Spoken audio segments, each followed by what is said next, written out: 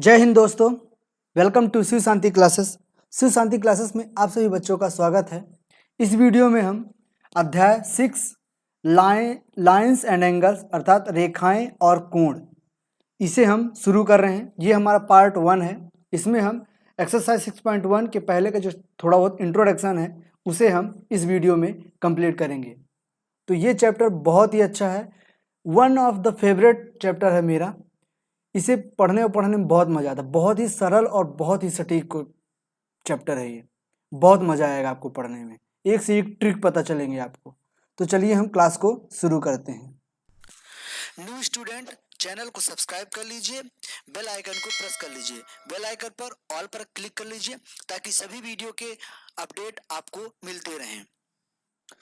तो दोस्तों, चैप्टर का नाम क्या है? रेखाएं और कोण अर्थात लाइंस एंड एंगल। तो इसमें आप ओवरव्यू देख लीजिए। आपके पास तो बुक होगा ही, तो आप उसमें देखते जाइए। ये आपका चैप्टर है। इसमें हम ये सारी चीज़ें समझेंगे, मीडियन, डायरेक्शन, ये आधारभूत परिभाषाएं, रेखा, रेखाखंड, किरण, ये सब क्या होती हैं, इसे भी हम एक बार अच्छे समझेंगे। ये सारे एंगल के बारे में समझेंगे, ठीक। और इसमें जो अलग अलग प्रकार के थ्योरम होते हैं, लाइन्स एंगल होती हैं, ये सारी चीज़ें, प्रतिच्छेदी या प्रतिच्छेदी रेखा क्या होती हैं वो हम समझेंगे, कोण के युग्म समझेंगे, ये सारी चीज़ें। उसके बाद कुछ थ्योरम है उसे भी समझेंगे। तो चलिए हम क्लास को शुरू करते हैं, ठीक। एक एक पॉइंट एकदम लाइन से हम समझते जाते हैं। तो जिन बच्चों ने अभी तक चैनल को सब्सक्राइब नहीं किया है तो प्लीज़ चैनल को सब्सक्राइब कर लीजिए और बेल आइकन को प्रेस कर लीजिए ताकि नोटिफिकेशन आपको मिलता रहे, और अपने दोस्तों तक, अपने पहचान वालों तक इस वीडियो को ज़्यादा से ज़्यादा शेयर जरूर कीजिएगा, ठीक। तो हम शुरू करते हैं। तो पहला पॉइंट टू पॉइंट समझते जाएंगे। पहला पॉइंट क्या है? रेखा अर्थात लाइन, ठीक। लाइन क्या होगा, रेखा क्या होगी? लाइन क्या होता है? लाइन में हमारे पास दोनों साइड से किसी भी पॉइंट में जो लाइन होता है उसमें हम दोनों साइड क्या बनाते हैं? एरो बनाते हैं। अर्थात इस एरो का मतलब क्या है? इसे इधर भी बहुत अनंत तक बढ़ाया जा सकता है, इसे भी अनंत तक बढ़ाया जा सकता है। उसी प्रकार रेखाखंड क्या होगा अर्थात लाइन सेगमेंट क्या होगा? लाइन सेगमेंट क्या होता है? ये एक लाइन होती है लेकिन इसका एक बिंदु होता है, लास्ट बिंदु, अर्थात इससे बड़ा और नहीं बढ़ाया जा सकता इसे, उसे हम रेखाखंड कहेंगे।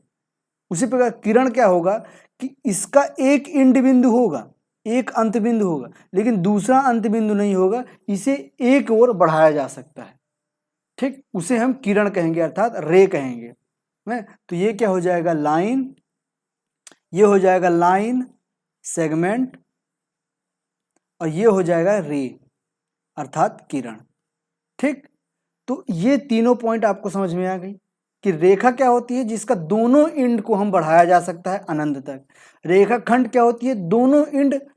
दोनों जो इंड होते हैं किसी भी लाइन के, वो लास्ट बिंदु होते हैं, उसे आगे नहीं बढ़ाया जा सकता। किरण में क्या होता है? एक इंड बिंदु होता है लेकिन एक बिंदु को हम अनंत तक बढ़ा सकते हैं, ठीक। तो ये तीनों पॉइंट हो गए क्लियर, ठीक। अब आगे बढ़ते हैं।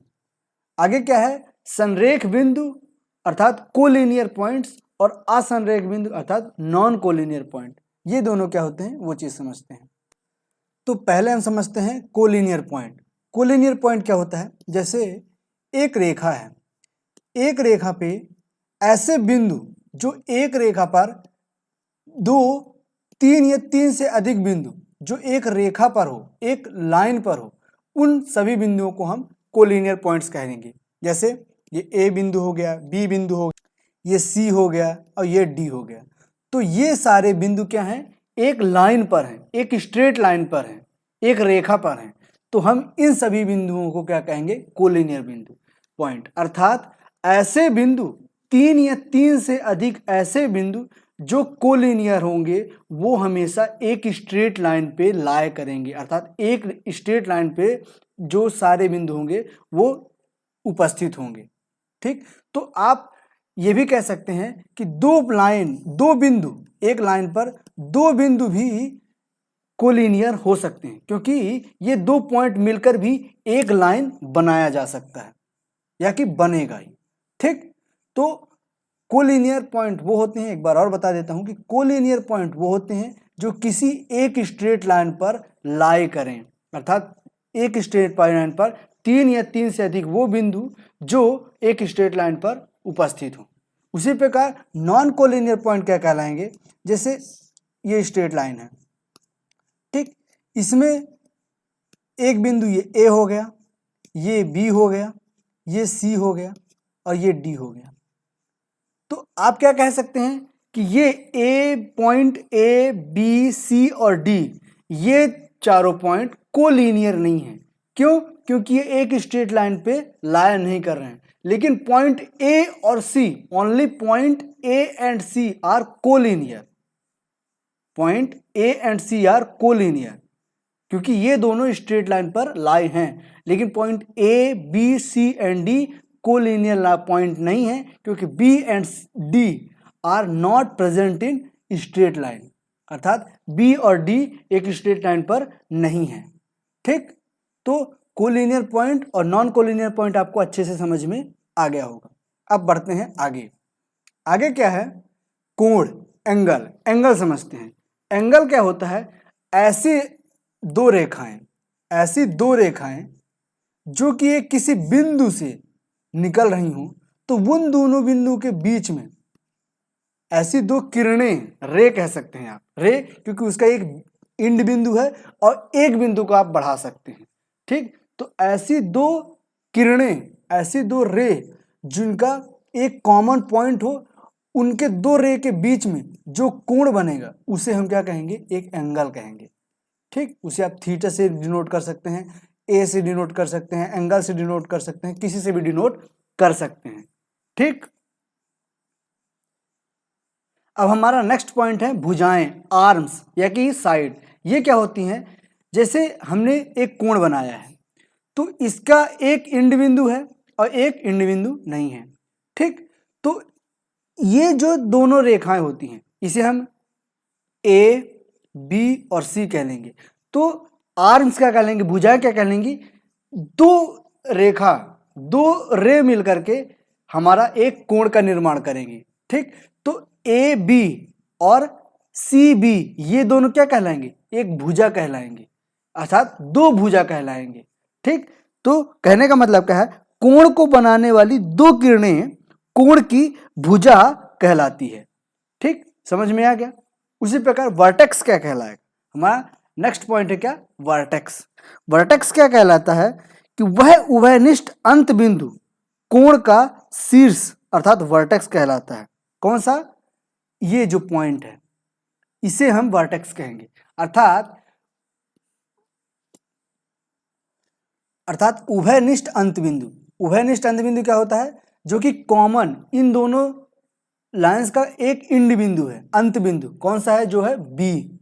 ठीक, तो ए बी और सी बी का अंत बिंदु क्या है? एक तो बी है, जिसे हम आगे बढ़ा नहीं सकते। इस ए को बढ़ा सकते हैं, इस सी को बढ़ा सकते हैं, लेकिन बी बिंदु को नहीं बढ़ा सकते। तो यही हमारा पॉइंट वर्टेक्स कहलाएगा, अर्थात शीर्ष कहलाएगा। ठीक, तो ये सारी चीजें आप ध्यान रखिए, क्योंकि आगे हमारा ये सारी चीजें पॉइंट काम आएगा। ठीक, नेमिंग करने में। तो अब चलते हैं आगे। नेक्स्ट बिंदु क्या होगा? अब हम समझते हैं एंगल। एंगल्स के बारे में समझते हैं। तो एंगल्स में पहला एंगल क्या है? Acute angle. एक्यूट एंगल अर्थात न्यून कोण। न्यून कोण क्या होता है? न्यून कोण हमेशा 0 डिग्री और 90 डिग्री के बीच में होगा। ठीक, आप नॉर्मल पहले समझिए कि ये एक बिंदु है, इसमें से एक रेखा खींच दीजिए। ठीक, इस रेखा को आप इधर बढ़ाते जाइए, तो ये यहाँ पे हो जाएगा हमारा 90 डिग्री, यहाँ पे हो जाएगा हमारा, ये पूरा हो जाएगा 180 डिग्री, ये पूरा हो जाएगा 270 डिग्री यहाँ से यहाँ तक, और पूरा गोलाई हो जाएगा 360 डिग्री। इतना तो आपको बहुत अच्छे से पता होगा। ठीक, तो इसमें से क्या होगा?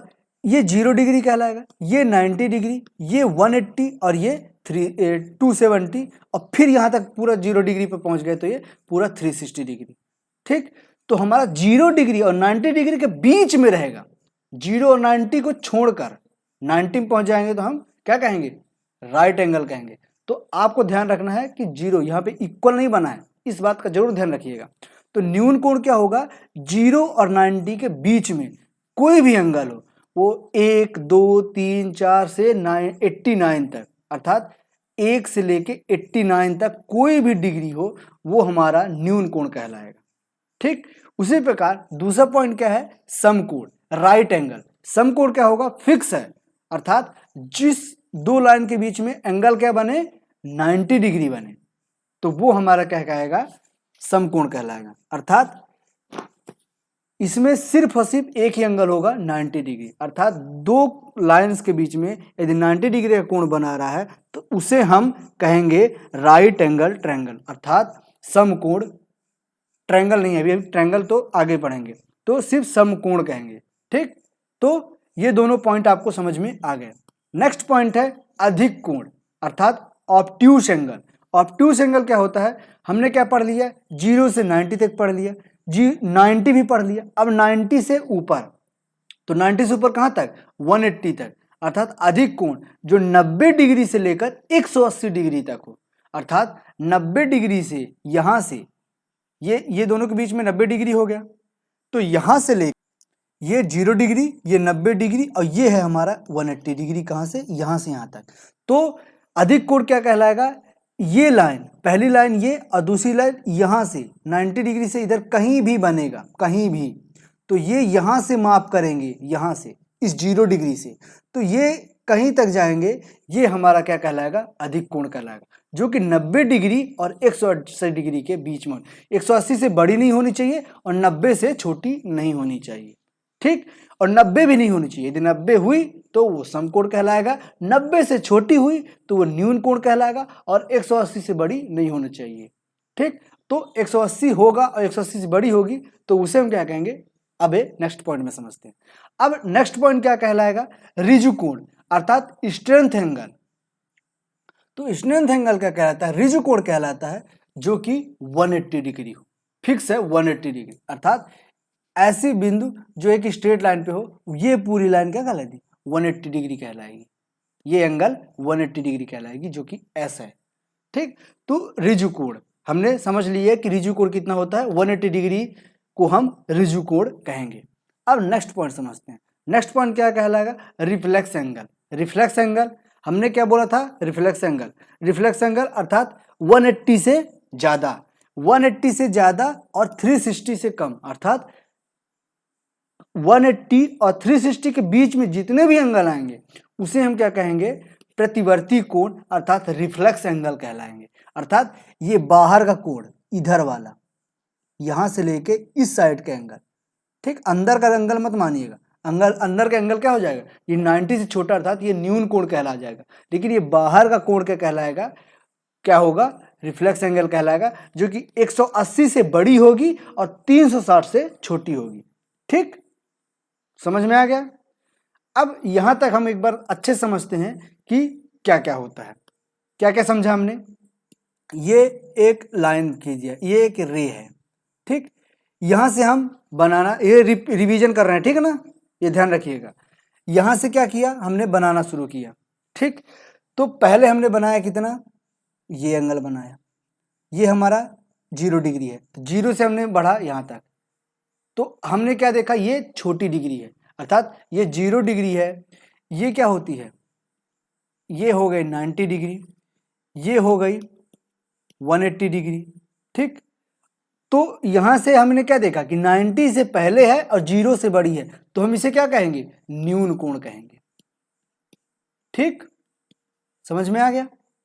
अब हम समझ लेते हैं, ये पहला पॉइंट हो गया। दूसरा पॉइंट हमने इसी में समझना है।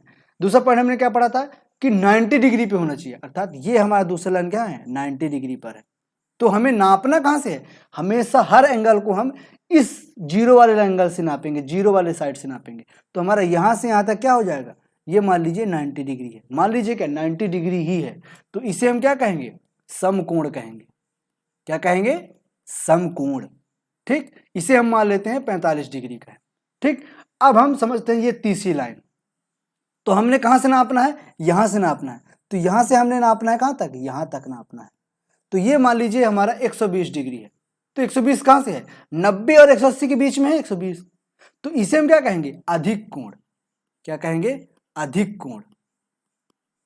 ठीक, अब हमारा क्या हो गया, एक पॉइंट है ये, यहां से 0 से हम मान लिए यहां तक ये पूरा स्ट्रेट लाइन, तो यहां से पूरा एंगल क्या रहेगा, कहां तक, वो 180 डिग्री, 180 डिग्री पूरा कहलाएगा।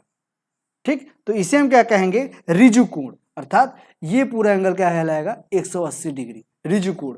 और 180 से बड़ी हो गई, अर्थात मैंने यहां पे एक लाइन खींच दी, तो ये पूरा यहां से लेके पूरा यहां तक ये वाला एंगल क्या कहलाएगा, ये 270 डिग्री कहलाएगा, जो कि हमने अभी तक क्या पढ़ा था, अभी इसके पहले पढ़ा था प्रतिवर्ती कोण, रिफ्लेक्स एंगल, जो कि कहां से कहां तक था, 180 डिग्री से कहां तक था, 360 डिग्री तक था।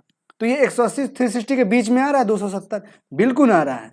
तो हमारा रिफ्लेक्स एंगल क्या कहलाएगा, प्रतिवर्ती कोण, जो कि 180 से बड़ी हो और 360 से छोटी हो। जो कि 0 डिग्री है उसे हम 360 डिग्री भी मान लेंगे, जो कि पूरा राउंड करके आएगा, तो हमारा क्या कहलाएगा, 360 डिग्री कहलाएगा। ठीक, यहां तक आपको बहुत अच्छे समझ में आ गया होगा कि न्यून कोण, समकोण, अधिक कोण, ऋजु कोण ये क्या होते हैं। ठीक, अब हम चलते हैं आगे। तो आगे क्या है, अब पढ़ते हैं आसन्न कोण। आसन्न कोण क्या होगा, एडजेसेंट एंगल।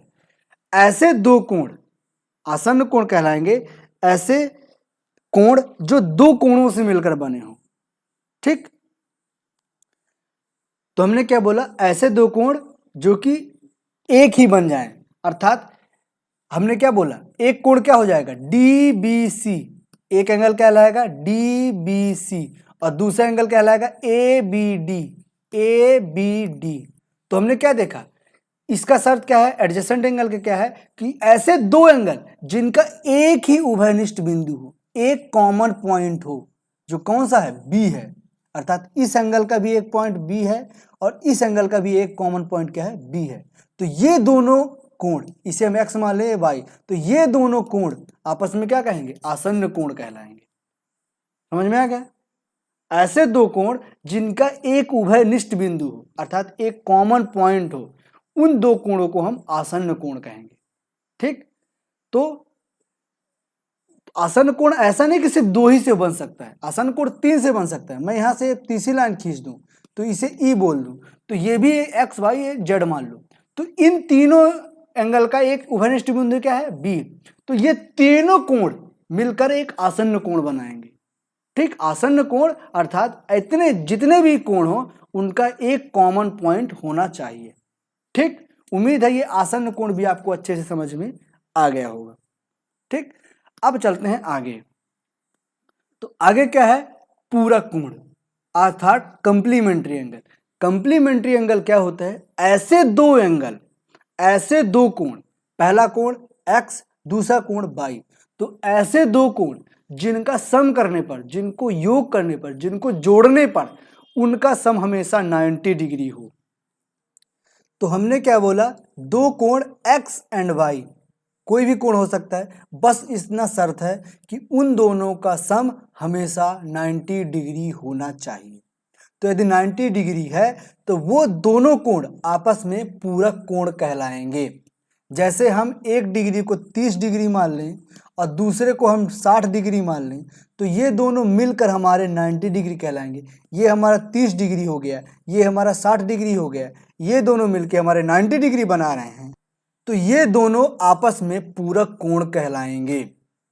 ठीक, यदि 90 डिग्री नहीं बना रहे हैं तो वो कंप्लीमेंट्री एंगल पूरक कोण नहीं कहलाएंगे। ठीक, समझ में आ गया। उसी प्रकार समपूरक क्या कोण क्या कहलाएगा, ऐसे दो एंगल x एंड y, ऐसे दो एंगल जिनका योग, जिनको सम करने पर, जिनको जोड़ने पर उनका सम हमेशा 180 डिग्री आएगा, अर्थात x plus y equal to always 180 degree. ठीक, इसमें क्या था, x plus y equal to 90 degree. तो इस चीज को जरूर ध्यान रखिएगा। तो यदि x plus y equal to 180 degree आ रहा है, अर्थात दो कोण का योग यदि 180 डिग्री आ रहा है, तो वो दोनों कोण, ये दोनों कोण आपस में कॉम्प्लीमेंट्री एंगल कहलाएंगे, अर्थात समपूरक कोण कहलाएंगे। और यदि x y मिल करके, दो कोण मिल करके उनका योग यदि 90 डिग्री आ रहा है, तो वो पूरक कोण अर्थात कॉम्प्लीमेंट्री एंगल कहलाएंगे। ठीक, यहां तक आपको अच्छे समझ में आ गया? बिल्कुल आ गया। अब चलते हैं आगे। अब आगे क्या है? कोण का रैखिक युग्म, अर्थात कोण का angle, linear pair of angle. ठीक, तो इसे समझते हैं। तो लीनियर पेयर ऑफ एंगल क्या कहलाएगा? ऐसे दो कोण जो मिलकर एक लीनियर लाइन का फॉर्मेशन करे, एक स्ट्रेट लाइन बनाए। तो हमने एक एक्स ले लिया, एक वाई ले लिया, तो ये दोनों एंगल मिलाकर एक स्ट्रेट लाइन बना रहे हैं।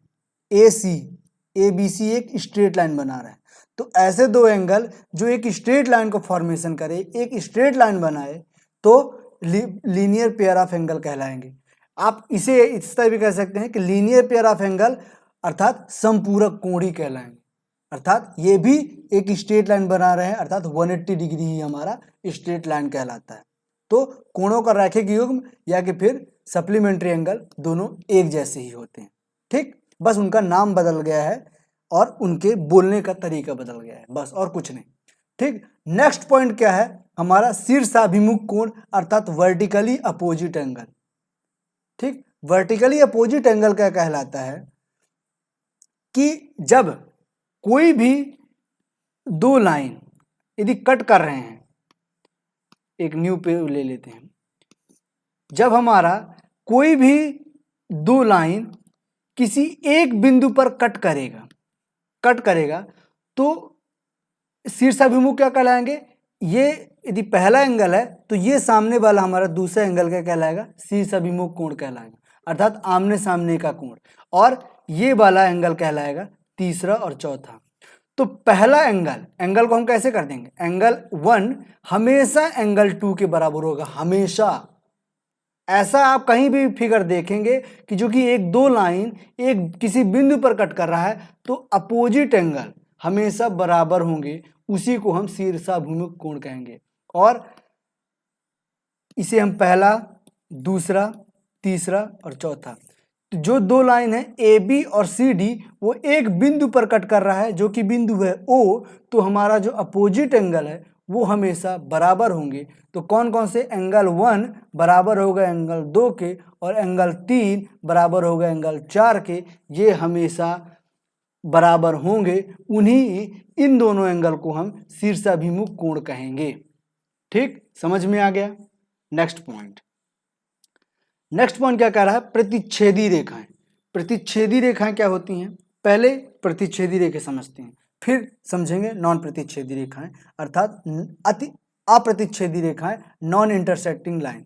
तो प्रतिच्छेदी रेखाएं क्या कहलाती हैं? ऐसी दो लाइन जो किसी एक बिंदु पर कट कर रही हो उसे हम प्रतिच्छेदी रेखाएं कहेंगे, अर्थात इंटरसेक्टिंग लाइन कहलाएंगे। जो कि पी क्यू और आर एस ये दो लाइन है वो एक बिंदु पर कट कर रही हैं, मान लेते हैं वो, तो वो हमारा ये दोनों लाइन क्या कहलाएंगी? प्रतिच्छेदी रेखाएं कहलाएंगी। और अप्रतिच्छेदी रेखाएं क्या कहलाती हैं? नॉन इंटरसेक्टिंग लाइन क्या कहलाती हैं? ऐसी दो लाइन जो कभी भी एक दूसरे को कट ना करें, अर्थात वो हमेशा क्या कहलाएंगी? समांतर होंगी, पैरेलल होंगी।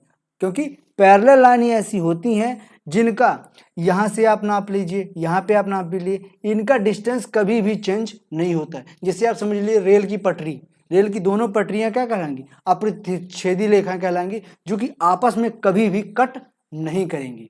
अब यहाँ पे आप कॉमेडी के लिए मत बोल दीजिएगा कि जब क्रॉसिंग आती है तो वहां से कट करती तो है, तो दूसरी प्लेट लाइन रेलवे लाइन दूसरी रेलवे लाइन को कट करती है, अपनी एक ही लाइन की कभी कट नहीं करेगी। ये एक लाइन है, ये आपस में कट नहीं करेगी। यदि ऐसे दूसरी लाइन जा रही है वो कट कर सकती है, लेकिन ये आपस में कट कभी नहीं करेगी और ये आपस में कट कभी नहीं करेगी। ठीक, उस चीज की बात कर रहा हूं। ठीक, तो आगे बढ़ते हैं। कोण के युग्म अर्थात पेयर ऑफ एंगल, अर्थात कोणों का रैखिक युग्म, अर्थात हमने अभी बता दिया कि दो रेखाओं को मिलाकर जो भी हमारा दो एंगलों को मिलाकर जो भी हमारा फॉर्मेशन होगा उसे हम कोणों का युग्म कहेंगे, अर्थात दो कोणों का एक पेयर कहेंगे। पेयर में क्या होंगे? युग्म में क्या होगा? कम से कम दो एंगल होने ही चाहिए। तो यहाँ पे हमारा कंप्लीट करते हैं इस वीडियो को यहीं पर।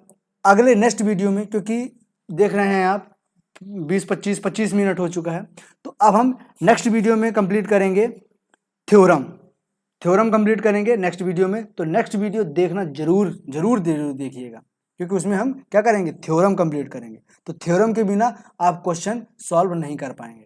तो चलिए मिलते हैं नेक्स्ट वीडियो में इस चैप्टर के थ्योरम के साथ। तो अपना और अपने घर वालों का ख्याल रखिए और सुरक्षित रहिए। तो मिलते हैं नेक्स्ट वीडियो में, तब तक के लिए जय हिंद जय भारत।